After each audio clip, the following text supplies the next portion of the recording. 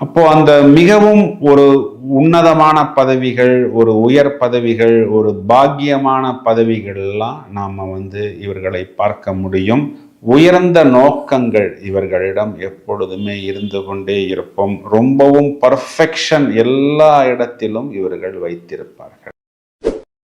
திருமண வாழ்க்கையில ஒரு நிம்மதி இல்லாமல், ஒரு சமாதானம் இல்லாமல், அதன் பிறகு ஒரு தொடர்போ ஒரு காதலோ ஏற்பட்டு அதனால் திருமண வாழ்வை இழக்க வேண்டிய ஒரு சூழ்நிலை நிறைய பேருக்கு ஏற்படுது. குறிப்பா இதில் ஆண்களை விட பெண்கள் அதிகமாக பாதிக்கப்படுகிறார்கள். நிறைய தனுர் ராசிக்காரர்கள், குறிப்பாக பெண்கள், குழந்தையுடன் திருமண வாழ்வுக்காக காத்திருக்கிறார்கள்னு சொல்வதுதான் நிதர்சனமான உண்மை. இவங்களுடைய பெயரெல்லாம் பார்த்தா இந்த புஷ்பாவதி, புஷ்பா, புஷ்பலதா இந்த மாதிரி எல்லாம் வரும். சினிமாவில் மட்டும்தான் புஷ்பான்னா அது பூ இல்லப்பா, ஃபயர் அப்படின்னு நம்ம கேள்விப்படுறோம்.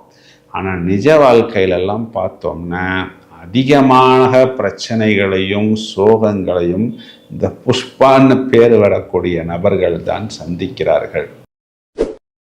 நம்மளுடைய வருமானம் என்னவோ அதற்கேற்றாற் போல் நாம் பிளான் பண்ணணும். இப்போது குழந்தைகள் சம்பந்தப்பட்ட விஷயத்தில் தலை குனிவு, கடன் வாங்க வேண்டிய ஒரு சூழ்நிலை, நிறைய லவ் ஃபெயிலியர், திருமண வாழ்வில் நிறைய பிரச்சனை, தொடர்புகளால் பிரச்சனை, இது எல்லாமே தனுர் ராசிக்காரர்கள் சந்திக்கிறார்கள். இதையும் தவிர அந்த குருவின் ஒரு கடாட்சம் வரும் பொழுது ஞானம் வரும். அப்போ அந்த ஞானம் வரும்போது இவர்களுக்கு இந்த இச்சைகள், காமம் போன்ற விஷயங்களில் ஈடுபாடு ஏற்படாது. அதாவது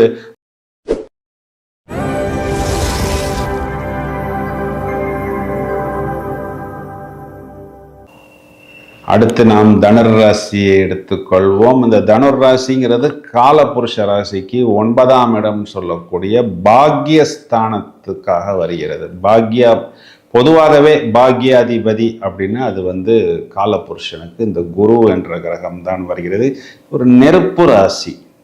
இப்போது இந்த ராசியில் பிறந்த நபர்களுக்கு அதிபதியாக குரு அப்படிங்கிற ஒரு கிரகம் தான் வரும். இந்த லக்னமாக இருந்தாலும் அதிபதி குரு அப்படிங்கிற கிரகம் தான் வரும். மார்கழி மாதத்தை குறிகாட்டுவது. அப்போ இந்த மார்கழி திங்கள் அப்படின்னு சொல்கிறோம் பார்த்தீங்களா, அதெல்லாமே இந்த தனுர் ராசி தான். அப்போ இந்த 9ஆம் இடம் அப்படின்னு நம்ம எடுத்துக்கிட்டாலே இந்த ஆன்மீகம், பக்தி, அதாவது பாக்கியம்னா ஒரு நல்ல பூஜைகள் பண்ணுறது, புனஸ்காரங்கள் பண்ணுறது, இதெல்லாம் பாக்கியம். இந்த ராசி குறிக்கக்கூடியதெல்லாம் பார்த்தோம்னா ஒரு நல்ல விசுவாசமாக இருப்பது, நேர்மையாக இருப்பது, தன்னை சார்ந்தவர்களுக்கே நிறைய தியாகம் செய்யக்கூடிய நபர்களாக. இந்த குருவின் குணாதிசயம்னா என்னது? மன்னிப்பது, மறப்பது, மற்றவர்களை நல்வழிப்படுத்துவது, ஒரு உன்னத நிலைக்கு நாமும் செல்ல வேண்டும், அவர்களையும் உயர்த்த வேண்டும் அப்படின்னு யோசிக்கக்கூடிய அமைப்பு, எப்பொழுதும் சரியாகவே இருப்பது, அதை போல் அந்த நேரத்தில் மற்றவர்கள் சரியாக இல்லைன்னா அவர்களை பார்த்து கொஞ்சம் கோபப்படுவது. அந்த நான் தான் எப்பொழுதுமே ஒரு பர்ஃபெக்டாகவே இருக்கிறேனே, 5 மணினா 4:55 நான் ரெடியாக எல்லாத்தையும் ஆஃப் பண்ணிவிட்டு கரெக்டாக ஆப்போசிட் நம்பர் வருவாருன்னு உட்காந்துருக்கிறேன். அவர் 5:30க்கு 5:45 ரிலாக்ஸ்டாக வராரு, இல்லைன்னா 5:30 மணிக்கு ஃபோன் பண்ணி டிராஃபிக்காக இருக்குது சார், இன்றைக்கி வர முடியல சார் அப்படின்னு சொன்னால் ஆட்டோமேட்டிக்காக எனக்கு கோபம் வருமா வராதா? இதெல்லாம் நம்ம இந்த தனுர் ராசியில் பார்க்கலாம். அதாவது இவர்கள் எப்பொழுதும் ஓரளவுக்கு கையில் செலவுக்கு பணம் வைத்திருப்பார்கள். அந்த பணம் இல்லை அப்படின்னா கூட இந்த தனுர் ராசிக்காரர்கள் கொஞ்சம் ரொம்பவும் கோபமாகி விடுவார்கள். கல்வி அறிவில் நல்ல இவர்களுக்கு ஒரு தேர்ச்சி உண்டு. உயர் அந்தஸ்துக்கு உண்டான நபர்கள், அதாவது ஒரு இடத்துல ஒரு முதல் மரியாதை அப்படின்னு யாருக்கு கொடுக்குறாங்க அப்படின்னா அதிகமாக அது இந்த தனுர் ராசி நபர்களுக்கு தான் கொடுக்குறாங்க. ஏன்னா இந்த தனுர் ராசி நெருப்பு. இந்த நெருப்புங்கிறது ஒரு புனிதமான ஒரு உன்னதமான நெருப்பு.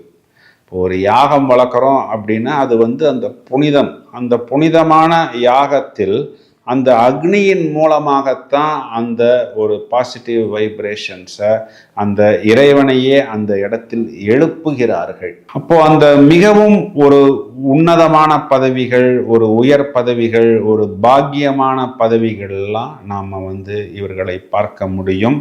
உயர்ந்த நோக்கங்கள் இவர்களிடம் எப்பொழுதுமே இருந்து கொண்டே இருப்போம். ரொம்பவும் பர்ஃபெக்ஷன் எல்லா இடத்திலும் இவர்கள் வைத்திருப்பார்கள்.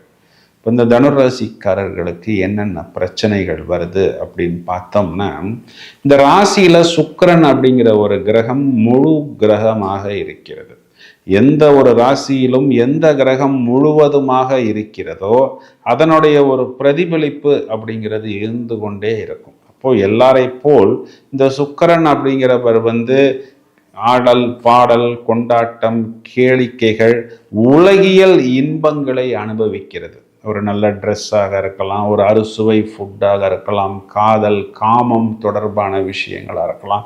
இதிலெல்லாம் இவர்களுக்கு நாட்டம் அப்படிங்கிறது அதிகமாக இருக்கும்.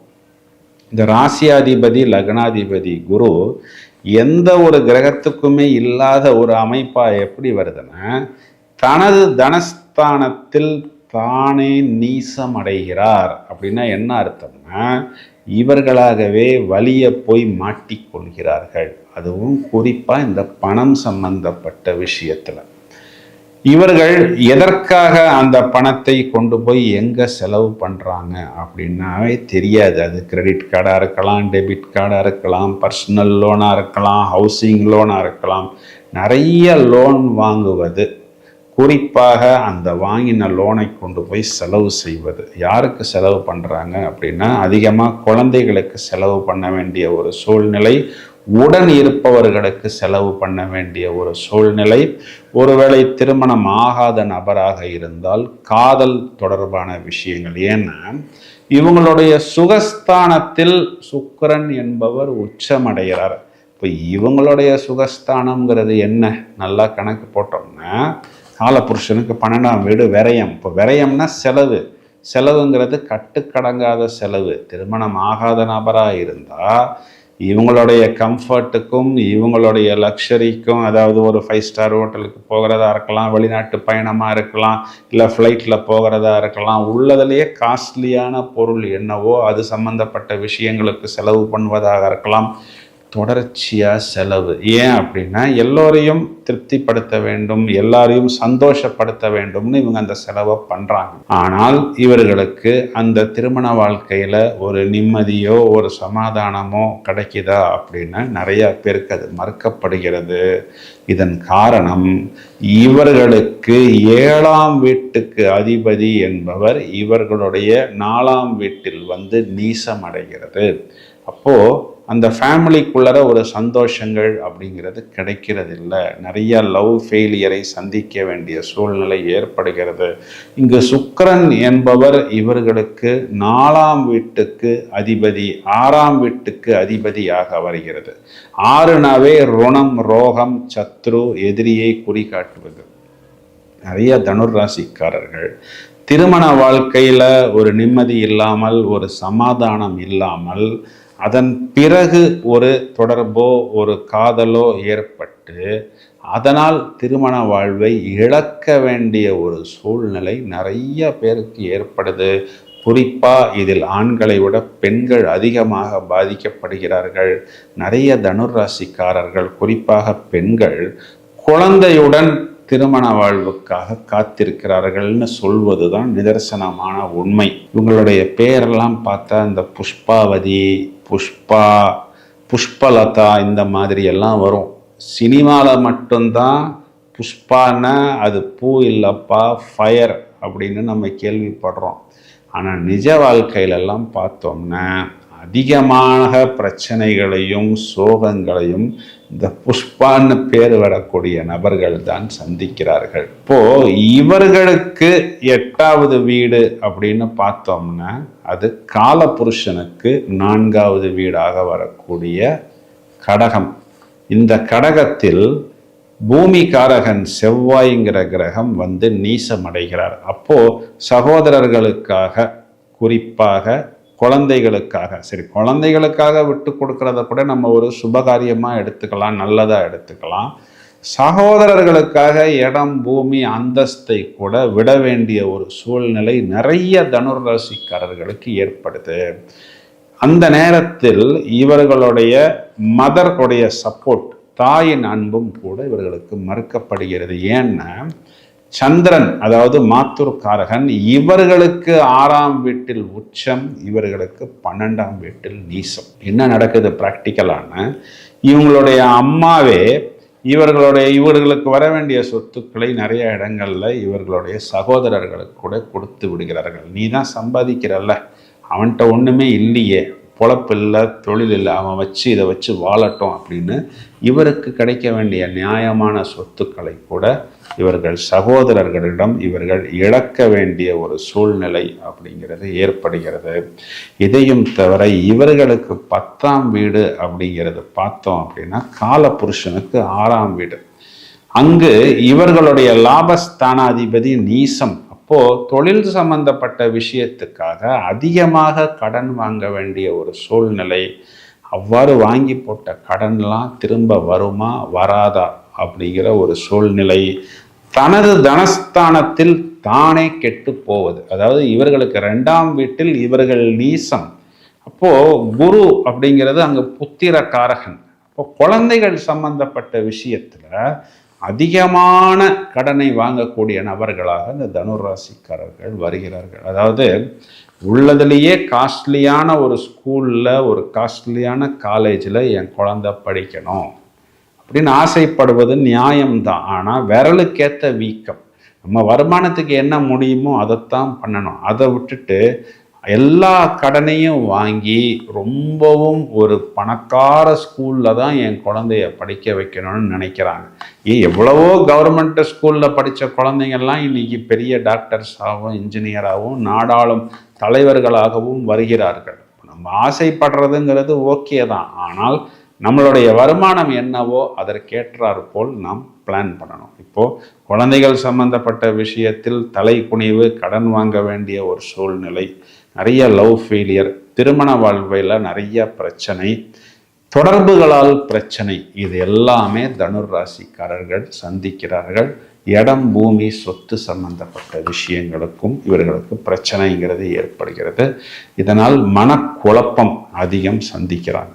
இவ்வளவு பிரச்சனைகள் தனுர் ராசிக்காரர்களுக்கு சொல்லியிருக்கும். இதுக்கு என்ன சொல்யூஷனுங்கிறத வரிசையாக பார்ப்போம். ராசியாதிபதி சுகஸ்தானாதிபதி குரு. இந்த குருவுக்கு உண்டானது மஞ்சள் கலர் ப்ளஸ் ரெட்டு கலர். இந்த 2 கலர்ஸையும் இவங்க ரெகுலராக யூஸ் பண்ணணும். இந்த தனுர் ராசிக்கு மஞ்சள் புஷ்பராகமும் பவளமும் அணிவதன் மூலம் நல்ல ஒரு அபிவிருத்தியும் மேன்மையும் இந்த இடம் சம்பந்தப்பட்ட விஷயங்களிலும் கடன் சம்பந்தப்பட்ட விஷயங்களிலும், ஏன்னா தனகாரகன் குரு, இந்த குருவை நம்ம பலப்படுத்தினோம் அப்படின்னா நிறைய கடன் பிரச்சனைகளுக்கு இவர்களுக்கு ஒரு நல்ல தீர்வு. திரும்ப கடனில் போய் சிக்க வேண்டாம் அப்படிங்கிற ஒரு சூழ்நிலை இவர்களுக்கு ஏற்படும். இதையும் தவிர அந்த குருவின் ஒரு கடாட்சம் வரும் பொழுது ஞானம் வரும். அப்போ அந்த ஞானம் வரும்போது இவர்களுக்கு இந்த இச்சைகள், காமம் போன்ற விஷயங்களில் ஈடுபாடு ஏற்படாது. அதாவது உணர்வுகள் கட்டுப்படும். இந்த மாதிரியான ஒரு தவறான பாதை, தவறான பயணம் அப்படிங்கிறது இல்லாமல் ஒரு தெய்வீகமான வைப்ரேஷன்ஸ் இவர்களுக்கு ஏற்படும். இவர்களுக்கு பாக்யாதிபதியாக வரக்கூடியது சூரியன், இவர்களுக்கு பூர்வீக ஸ்தானத்துக்கு அதிபதியாக வரக்கூடியது இந்த செவ்வாய். தொடர்ச்சியாக முருகன் சிவன் வழிபாடு, அதற்குண்டான ஸ்தோத்திரங்கள், பாராயணங்கள் தொடர்ச்சியாக செய்யும் பொழுது பஞ்சபூத சிவன் கோயில், அதாவது இந்த திருவண்ணாமலை, காளஹஸ்தி, தில்லை நடராஜர், காஞ்சிபுரம் ஏகாம்பரேஸ்வரர், திருச்சியில் இருக்கக்கூடிய ஜம்புலிங்கேஸ்வரர், திருவானைக்காவல், இந்த 5 கோயில்களையும் தொடர்ச்சியாக இவர்கள் போகும் பொழுது, அதாவது ஒரே டூரில் அந்த 5 கோயில்லையும் போய் சாமி கும்பிட வேண்டும்.